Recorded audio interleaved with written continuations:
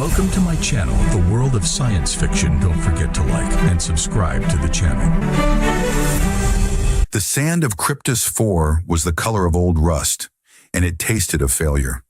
Ryan, a geologist by trade and a survivor by necessity, shoveled the gritty earth with the methodical rhythm of a man who had nothing left but the task at hand. The electromagnetic storm was a purple bruise on the horizon, approaching fast.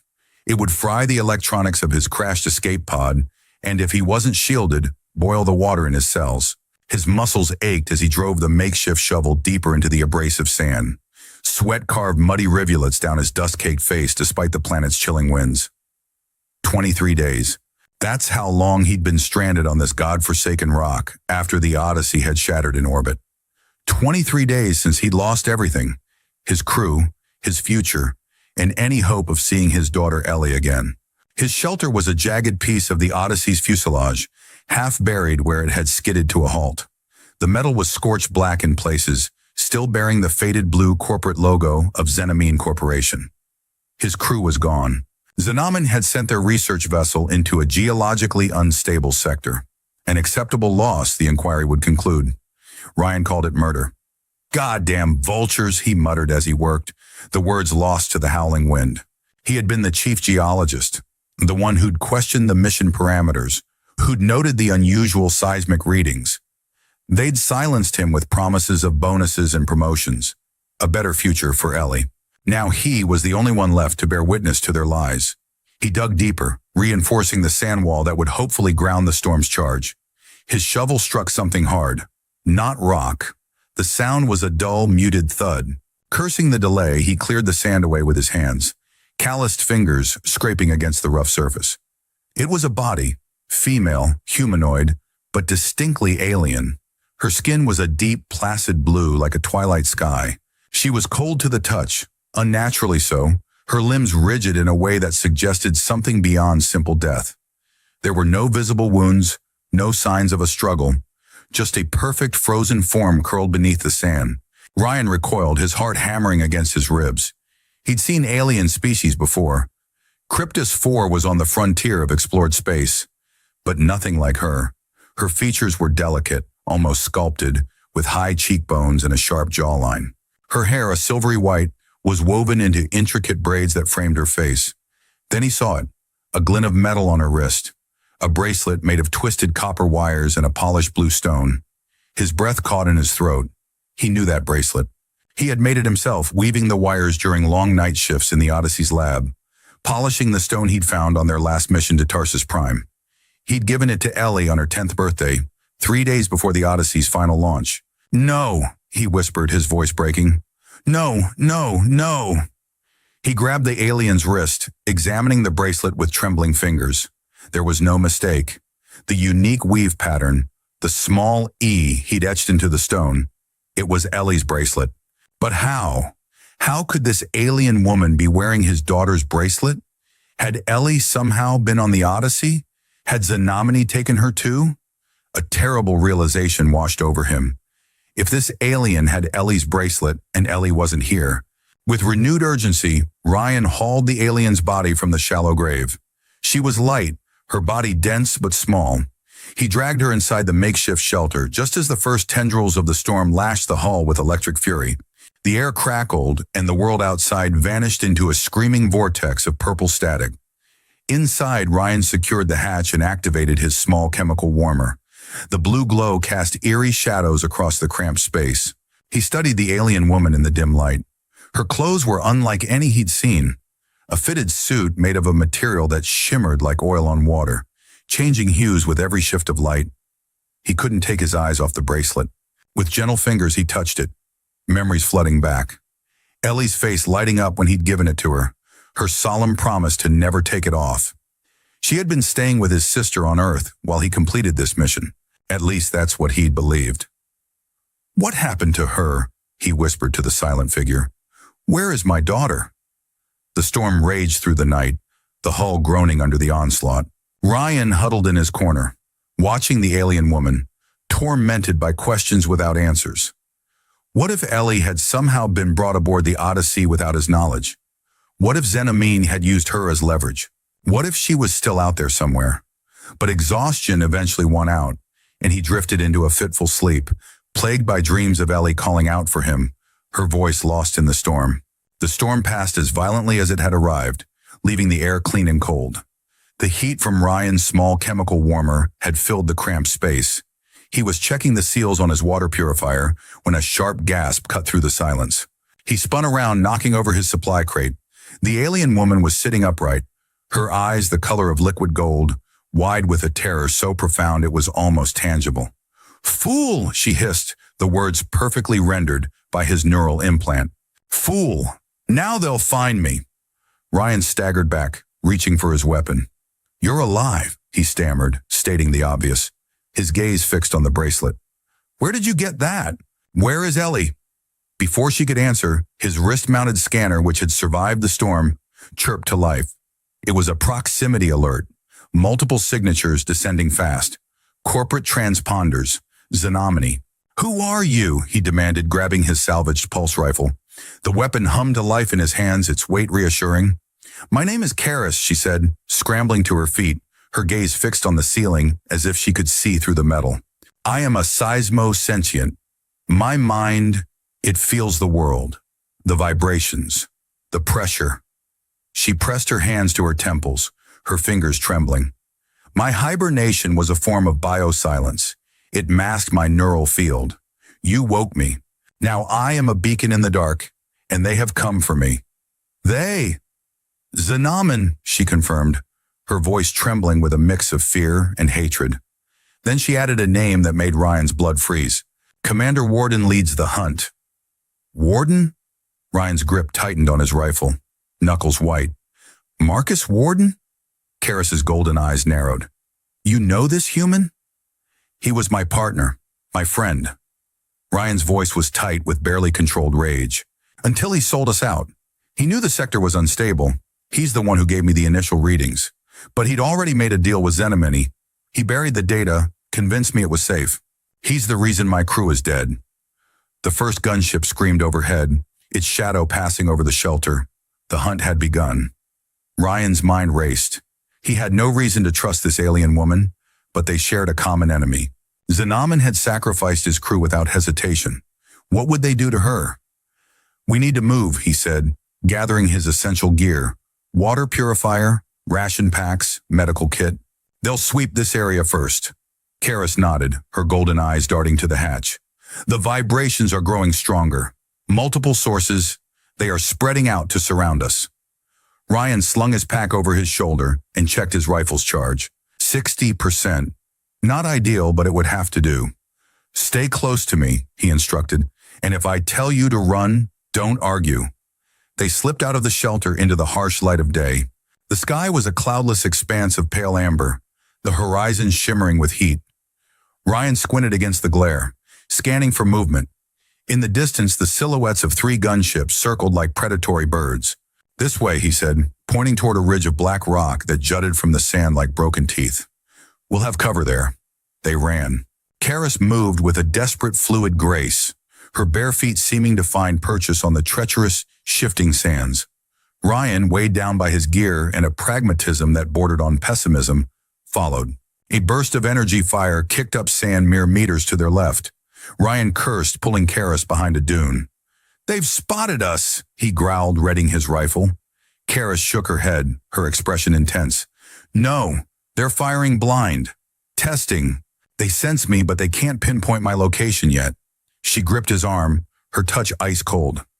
"This way," she urged, pulling him toward a network of narrow, winding canyons. "Scanners show the rock formations interfere with their sensors," Ryan analyzed, consulting his wrist device. "But it's a maze in there. We could be trapped." "Better than being a target on an open plain," she countered. Another burst of energy fire, closer this time, made the decision for them. They sprinted toward the canyons, the sand beneath their feet giving way to hard, unforgiving stone. The canyons were an eerie, silent world. The high walls blocked the harsh sunlight, plunging them into a cool twilight. Their footsteps echoed, magnified by the narrow passages. Ryan checked his scanner repeatedly, watching for pursuit, but the rock scrambled the signals. Karis suddenly stopped, holding up a hand. "The air is wrong here," she whispered. "Pressure." Ryan checked his atmospheric sensor. Nothing. Clean oxygen mix. Number it feels heavy, sharp. She pointed to a fork in the canyon. Not left, right. The path is clearer. Ryan hesitated, then consulted his portable geoscanner. The readings were faint, unreliable. Can you be more specific? What exactly are you feeling? Karis closed her eyes, concentrating. Here. Pressure drops. The air is thin. Ryan adjusted his scanner settings, focusing on subsurface anomalies. Faint patterns emerged on the screen. I see it now. Cavern 30 meters below, extending under the left path. Some kind of gas pocket. He nodded, impressed. Your senses and my tech. We make a good team. They moved through the right passage.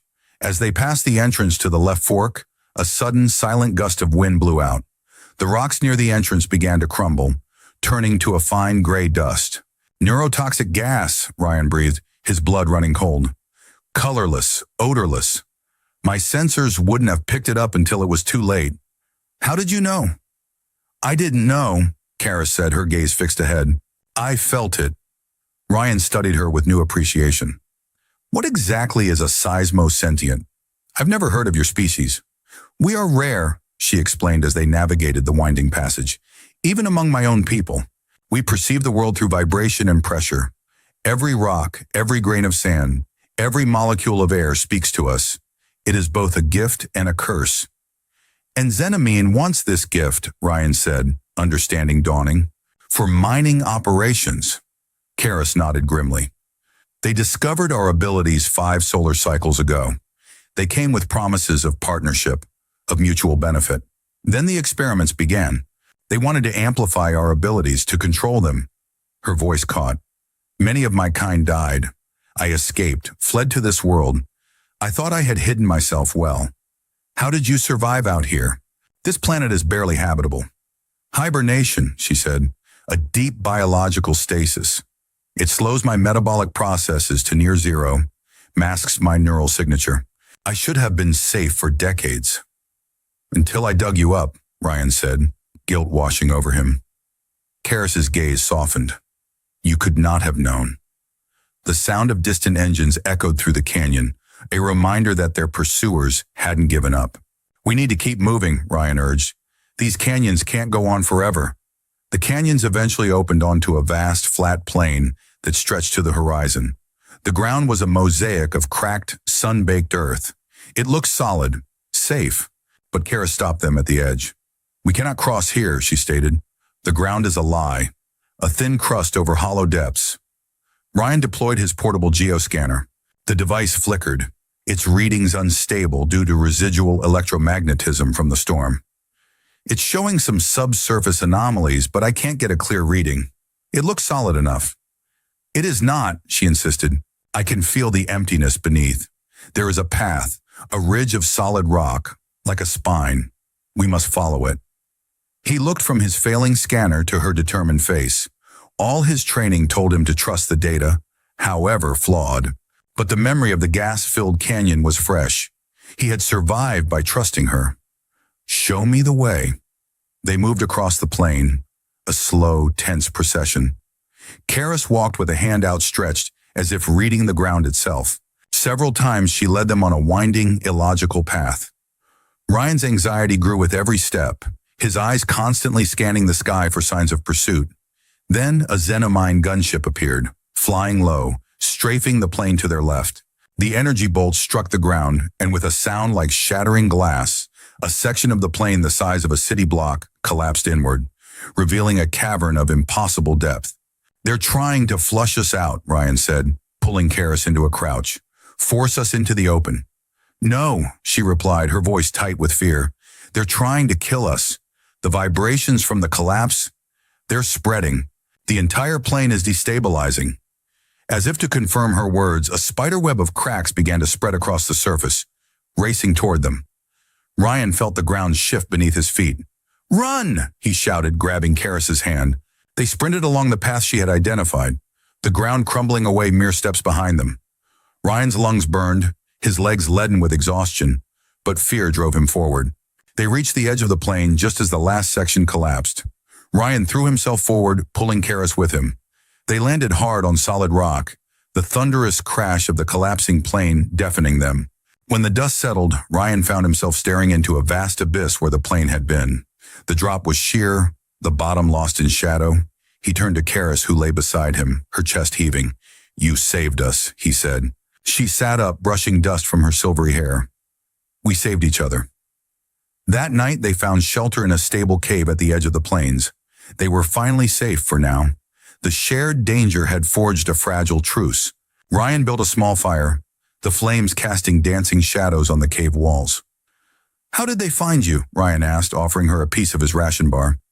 "They want me for my ability," she explained, accepting the food with hesitant fingers. "To find rich mineral deposits in unstable zones, places they can't survey with machines. They would use me as a living divining rod, a tool, until it killed me." She looked at him, her golden eyes reflecting the small chemical fire. "They killed your crew." It wasn't a question. "Yes," Ryan said, his voice tight. "They sent us to survey a sector they knew was about to collapse. Wrote us off as an accident to cover their illegal mining operations." The silence that followed was filled with a new understanding. They were not just allies of convenience, they were survivors of the same enemy. "I was their chief geologist," Ryan continued, the words spilling out after weeks of solitude. "I noticed the anomalies in the data. The sector was honeycombed with caverns, riddled with fault lines. I filed a report, recommended we abort the mission." He laughed bitterly. "They promoted me, told me I was overreacting, said the readings were within acceptable parameters." "And you believed them," Karis said softly. Ryan's jaw tightened. "I wanted to believe them. The promotion meant a better life for my family back home, a chance to give my daughter the education she deserved." His voice broke. "I traded their lives for a lie." Karis reached out, her cool hand covering his. "Xenomine trades in lies. It is their currency, more valuable than any mineral they extract." "How do we fight an enemy with those resources?" Ryan asked, the weight of hopelessness pressing down on him. "We survive," Karis said simply. "Each day we live is a victory they cannot claim." Ryan looked at her, really looked at her. Despite her alien features, he saw a determination that mirrored his own, a resilience born of suffering. Perhaps survival wasn't enough. Perhaps there was still a chance for something more, for justice. "There's a communication relay station in the Highlands," he said, the beginnings of a plan forming. "If we can reach it, we might be able to send a message, expose what Xenomine is doing." "They will guard such a place heavily," Karis warned. "Probably," Ryan agreed, "but they won't expect us to head there. They'll assume we're running, trying to hide." Karis considered this, her golden eyes calculating. "The Highlands are treacherous, unstable. But with my ability and your knowledge, we might find a path." Ryan nodded, a spark of hope kindling in his chest. "We'll rest here tonight. Head out at first light." As they settled in for the night, Ryan found himself watching Karis as she slept. Her blue skin seemed to glow in the dying light of the fire, her chest rising and falling with each breath. She was so different from him, yet they were bound by a common enemy, a shared determination to survive. For the first time since the crash, Ryan allowed himself to believe that he might make it off this planet alive, that his daughter might not grow up without a father, that the deaths of his crew might not be in vain. But first they had to reach the Highlands. Morning came with a cold, gray light that filtered through the cave entrance. Ryan woke with a start, his hand automatically reaching for his rifle. Karis was already awake, standing at the entrance, her head tilted as if listening. "What is it?" Ryan asked, instantly alert. "They've changed tactics," she said, her voice tight. "Warden is leading them now." "Warden?" "The commander of their hunting party, a cruel man. He specializes in capturing beings like me." She turned to face Ryan, her expression grim. "He uses seismic charges, creates tremors to disrupt my senses, makes it harder for me to feel the world." As if on cue, the ground beneath them trembled. A distant boom echoed across the landscape. "Seismic charges," Ryan confirmed, recognizing the pattern of the tremor. "They're trying to flush us out." "They're also destroying the stability of this region," Karis said, her hands pressed to the cave wall. "The vibrations, they're creating a cascade effect. Fault lines are shifting, pressure building." Ryan checked his scanner. The highlands are 10 kilometers north. If we move fast, we might reach them before Warden's team can cut us off. They gathered their meager supplies and set out. The landscape had changed overnight, the seismic charges creating new fissures and chasms that forced them to constantly adjust their route. Karis led the way, her sensitivity to the ground beneath them proving invaluable. The day grew hotter, the sun beating down mercilessly. Ryan's water supply dwindled and his muscles screamed with each step. But the fear of capture drove him forward. By midday, they could see the highlands in the distance, a jagged landscape of volcanic rock and precarious cliffs. But the journey was far from over. Warden was relentless, dropping seismic charges from his gunships, creating tremors that disoriented Karis and destabilized the ground. "We need to find cover," Ryan gasped as another charge detonated nearby, sending a cloud of dust into the air. "They're closing in." Karis pointed to a narrow ravine. "There, the rock formation will shield us from their sensors." They scrambled into the ravine just as a gunship roared overhead. Ryan pressed himself against the rock wall, pulling Karis close. They held their breath as the ship circled once, twice, then moved on. "They're hurting us," Karis whispered, "driving us towards something." Ryan consulted his scanner. "There's a large structure ahead, at the base of the mountain range." He zoomed in, his eyes widening. "It's an orbital elevator, or what's left of one." "Orbital elevator?" Karis asked. "A structure that reaches from the ground into space, used for transporting materials without the need for spacecraft. This one looks ancient, probably from an early colonization attempt." Karis closed her eyes, concentrating. The ground beneath it is unstable, a deep cavern, filled with pressure. Dangerous. "It might be our only way off this rock," Ryan said. "If the elevator car is still there, and if I can get the emergency reactor online, we might be able to reach orbit." "And then what?" Ryan hadn't thought that far ahead. There might be a distress beacon, or emergency pods. Something. Another seismic charge detonated closer this time. The ravine walls shuddered, small stones raining down on them. "We don't have much choice," Ryan said grimly. "It's the elevator or Warden." They pushed on, the terrain growing more treacherous with each step. The ravine opened onto a highland plateau, barren except for the massive structure that dominated the landscape. The skeletal remains of the orbital elevator, a relic from a forgotten colonization attempt centuries ago. Its base was built into a deep, geologically unstable cavern. "It's our only way out," Ryan said, his geologist's eye assessing the structure. "The elevator car is still there. If I can get the emergency reactor online, it might have enough power for one last trip." "The cavern is a death trap," Karis warned, her whole body tense with the chaotic vibrations emanating from the rock. "The startup sequence will cause a complete collapse." "I know," Ryan said grimly. He pointed to a small, reinforced observation post set deep into the cavern wall, 100 meters from the reactor console. "Your gift. Can you tell if that spot is stable?" Karis closed her eyes, concentrating. The vibrations were a symphony of chaos, but she focused, filtering out the noise until she could feel the solid bedrock. "Yes," she finally said. "That spot will hold. It is anchored to the mountain's core." Ryan looked at the distance between the console and the safe point. "There's no time," he said, the words heavy with finality. "Once the sequence starts, there's no time to run." Karis's golden eyes widened as she understood his meaning. There must be another way." "There isn't," Ryan said softly. "The elevator needs a manual override to start. Someone has to stay at the console." He took her hands in his. "You have to live, Karis. You have to tell the truth about Tsunami, about what they did to my crew, about what they're doing to your people." "I won't leave you," she protested. The sound of approaching gunships cut short their argument. Warden had found them. "We need to move now," Ryan urged, pulling Karis toward the elevator base. "They'll be here any minute." They descended into the cavern, the air growing colder and damper with each step. The elevator car, a massive cylindrical structure, sat on its launch pad, covered in centuries of dust. Ryan moved to the control console, brushing away debris to reveal the ancient interface. "Basic fusion reactor," he muttered, fingers dancing over the controls. "Emergency protocols still intact. This might actually work." The sound of boots on metal echoed through the cavern, a single set, measured and confident. Ryan pushed Karis behind him, raising his rifle. From the shadows emerged a tall, lean man, in a pristine Xenomane uniform. His face was weathered but handsome, with piercing blue eyes and a thin scar running from his left temple to his jaw. Commander Marcus Warden. Ryan, he said, his voice smooth and controlled. Always the survivor. I knew you'd make it out of the Odyssey somehow. His gaze shifted to Karis. And you found our missing asset. Excellent work. She's not your asset, Ryan growled, rifle trained on Warden's chest. Warden chuckled.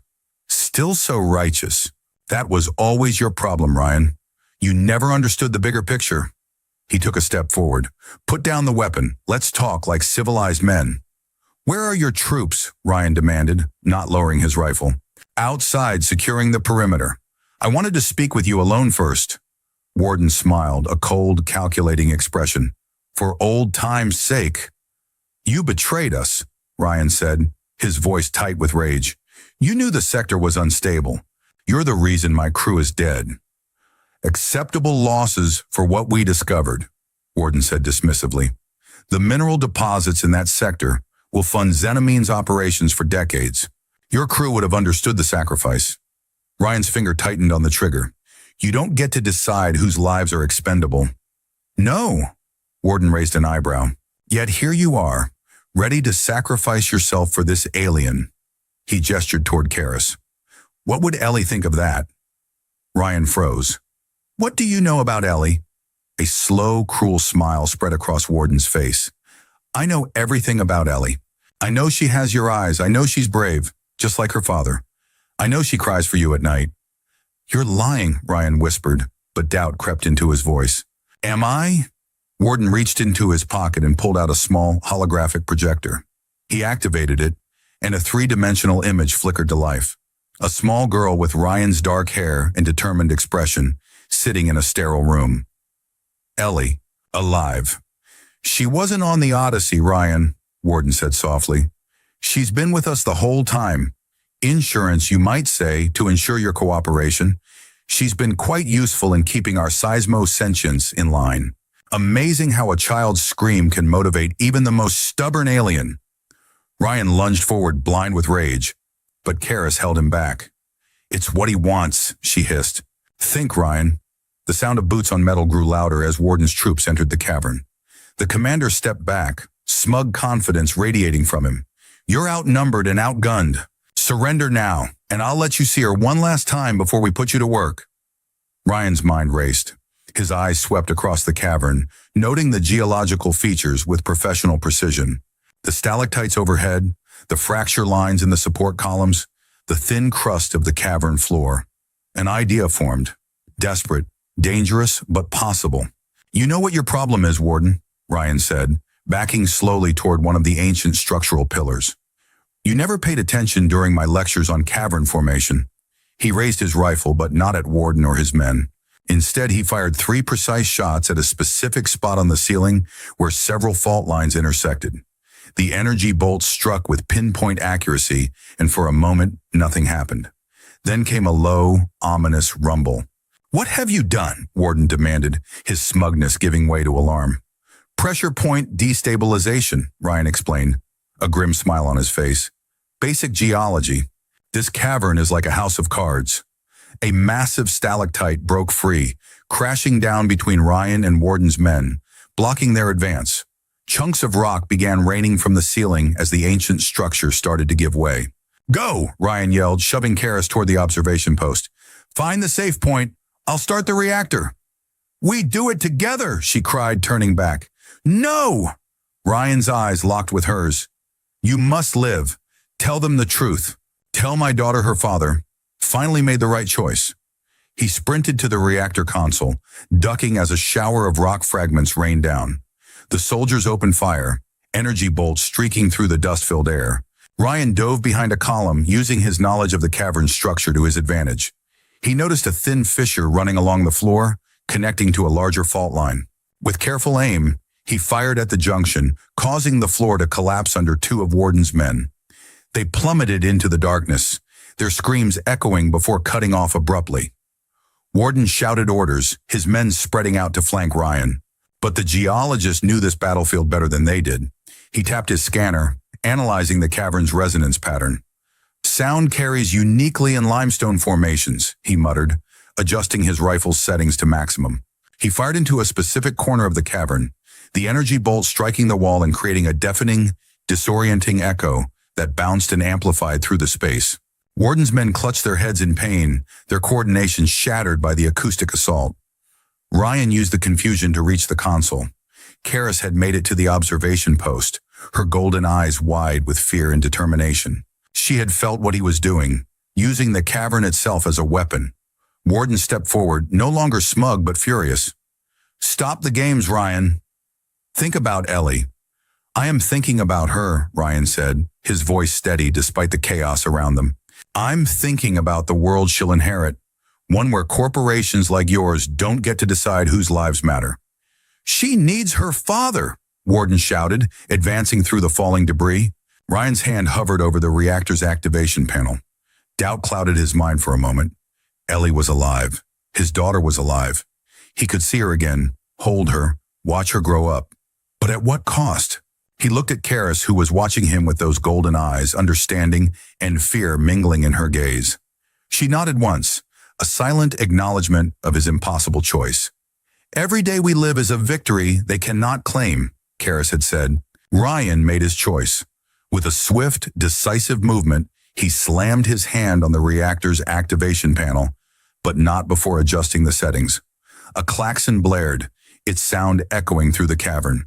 A 60-second countdown flashed on the screen. "What have you done?" Warden demanded, stepping forward. "I've set the elevator to take Karis to the orbital station," Ryan said calmly, "and I've made sure you'll never hurt another child again." Warden's face contorted with rage. He drew his sidearm and fired. The energy bolt caught Ryan in the shoulder, spinning him around. He crashed against the console, pain exploding through his body. "Stop the sequence!" Warden shouted, rushing forward. "Too late," Ryan gasped, blood soaking through his shirt. "It's locked, and the reactor's set to overload. This whole cavern will collapse." The elevator car began to rise, its ancient engines groaning to life. Through its small reinforced window, Karis pressed her hands against the glass, her face a mask of anguish. "I won't leave you," she cried, her voice barely audible through the thick barrier. "You must," Ryan called back, his voice steady despite the blood trickling from his mouth.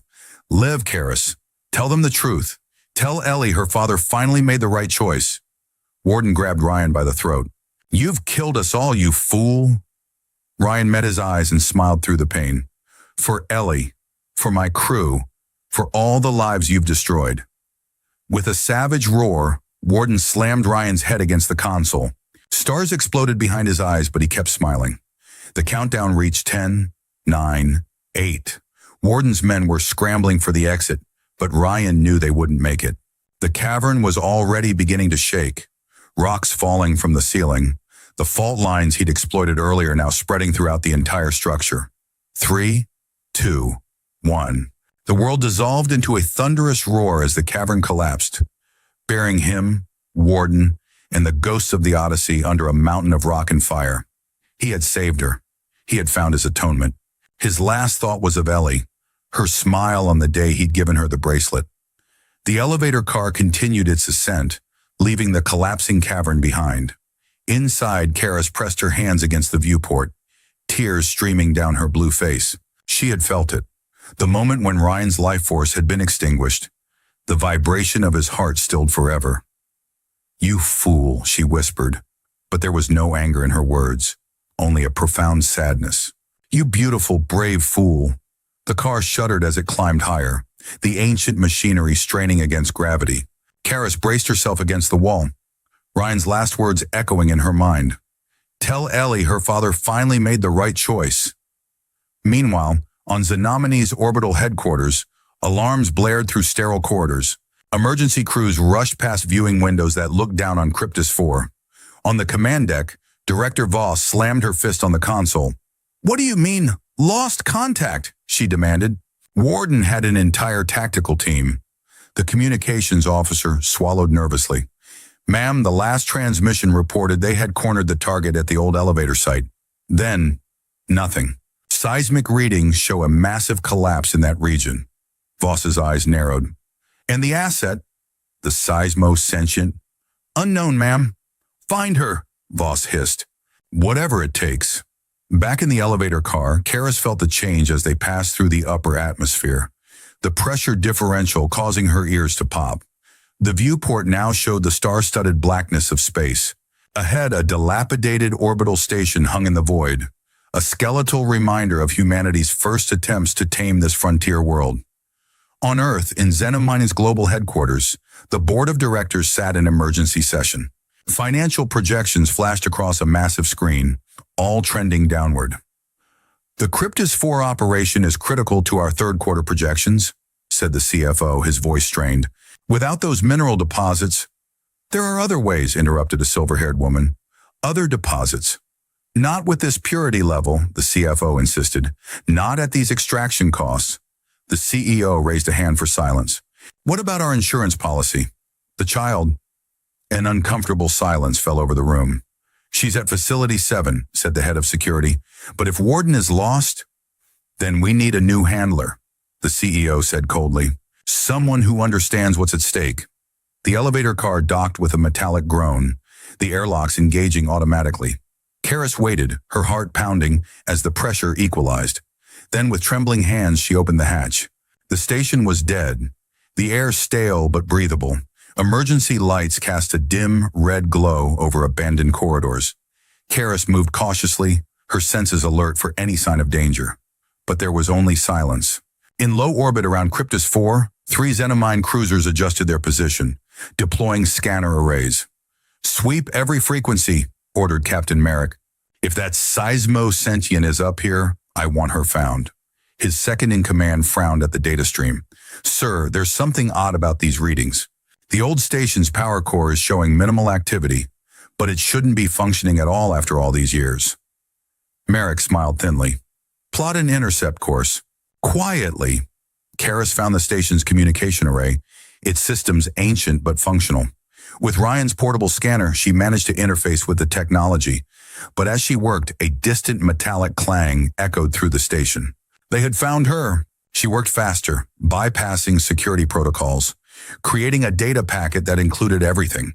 The coordinates of the Xenomini research facility, where she'd found Ellie, Ryan's logs detailing the company's crimes, evidence of illegal mining, operations in protected sectors. The sound of airlock cycling reached her ears. Troops boarding. Karis sent the transmission, a wideband distress call to every frequency, including those used by the Galactic peacekeeping forces. Then she ran deeper into the station, using her abilities to sense the vibrations of pursuit. On the peacekeeping cruiser, Arbiter, Communications Officer Park frowned at her console.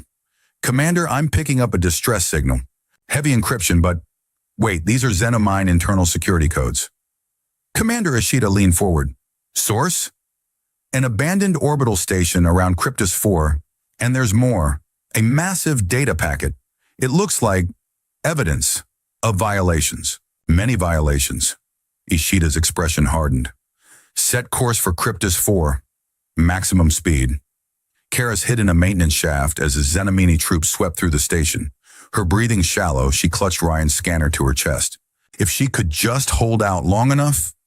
7 days passed aboard the abandoned station. Each hour stretched into eternity as Karis evaded Xenomine search parties. They had established a blockade around the station, jamming outgoing transmissions. Had her message reached anyone? She couldn't know. Her food and water gone, weakened by hunger and constant stress, Karis huddled in a maintenance duct.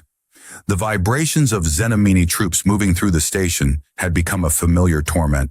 They were closing in, section by section. On the bridge of the Galactic peacekeeping cruiser Arbiter, Commander Ishida studied the tactical display. 3 Xenomine vessels surrounding the station, reported his tactical officer. Holding position. They don't know we're here yet, Ishida said. Maintain stealth protocols. Prepare boarding teams. Communications Officer Park looked up from her console. Sir, I've analyzed the data packet from the distress call. It contains evidence of illegal mining operations, corporate sabotage, and, she hesitated, exploitation of miners for research purposes. Ishida's expression darkened. Transmit to Central Command. Priority channel.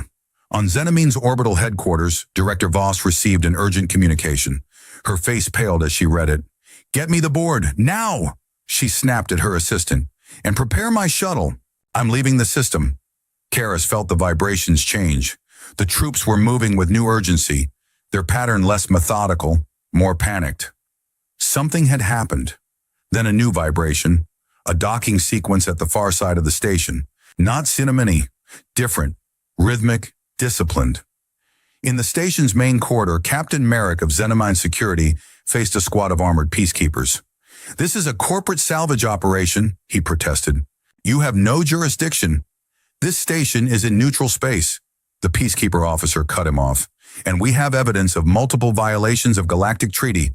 Your vessels are ordered to stand down." Merrick's hand moved toward his sidearm. "I don't think you understand who you're dealing with." The corridor erupted in energy fire. Karis felt the battle through the station's structure, vibrations of weapons discharge, running footsteps, bodies falling. She remained hidden, uncertain who was winning, who she could trust. On Earth, Xenomine's stock plummeted as news of the peacekeeping intervention spread. The board of directors convened an emergency session, but 3 seats remained conspicuously empty. Their occupants already fled. "Damage control," insisted the head of public relations. "We disavow Warden. Frame this as a rogue operation." "And the child?" asked the CFO. "The research subjects?" Silence fell across the table. The CEO stood. "Shut it down, all of it. Facility 7 included. No witnesses." At Facility 7, a remote outpost on a nameless moon, security systems suddenly deactivated. Doors slid open. The research subjects, children of various species including humans, looked at each other in confusion and fear. Among them was a dark-haired girl with determined eyes. Ellie. On the station, the vibrations of conflict ceased. Karis heard voices calling out, searching the station. Not Xenomini voices. Different. "We know you're here." A woman's voice echoed through the corridors. "The station's secure. You're safe now." Karis emerged cautiously from her hiding place, facing a peacekeeper squad. Their weapons lowered when they saw her. "Are you the one who sent the distress call?" the woman asked. Karis nodded. "I'm Officer Park. You've been very brave." She extended a hand. "Come with us." As Karis was led to the peacekeeper vessel, she looked back at the viewport, at Cryptus 4 below. Somewhere down there, buried under tons of rock, was the man who had saved her, who had chosen justice over vengeance, principle over self-preservation. "There's something else," Karis said to Officer Park. "Something the data packet doesn't show. There's a facility. Children are being held there. One of them is the daughter of the man who helped me escape." Park's expression shifted. "Do you know where this facility is?" "No," Karis admitted, "but I can help you find it." 3 months later, a peacekeeper shuttle approached Haven, a colony world known for its rehabilitation programs for victims of corporate exploitation. Karis stood at the viewport, her heart racing with anticipation. The shuttle landed on a platform overlooking the ocean. As the hatch opened, Karis saw her, a small figure waiting on the landing pad. Dark hair, determined eyes. Ryan's eyes. Ellie. The rescue operation at Facility 7 had succeeded just hours before the self-destruct sequence initiated. All 23 children had been saved, including Ryan's daughter. Karis stepped out into the sunlight of Haven. Ellie looked up at her, curious but unafraid of her blue skin and golden eyes. "My name is Karis," she said softly. "I knew your father." Ellie's eyes widened. "You did? Where is he?" Karis knelt to the child's level. "He saved my life," she said, "and yours. He was very brave." Understanding dawned in Ellie's eyes. "He's not coming, is he?" "No," Karis said gently. "But he wanted me to find you, to tell you that he loved you, that in the end, he made the right choice." Tears welled in Ellie's eyes, but she stood straight, her father's determination evident in the set of her small shoulders. "Did he stop the bad people?" "Yes," Karis said. "He helped stop them." She reached into her pocket and withdrew Ryan's portable geoscanner, offering it to Ellie. This was his. He used it to understand the world beneath his feet. Ellie took it, her small fingers tracing the worn controls. "He taught me about rocks," she said. "He called me his little geologist." Karis smiled, touching the bracelet on her wrist. "Would you like to tell me about him?" "I'd like to hear all about your father." Hand in hand, they walked along the shore, The girl and the alien, united by loss and hope. Behind them, their footprints trailed in the sand, one set small and human, the other slightly blue-tinted and alien, walking the same path, toward the same horizon. Ryan's story hadn't ended with his death. It continued in the two women he had saved.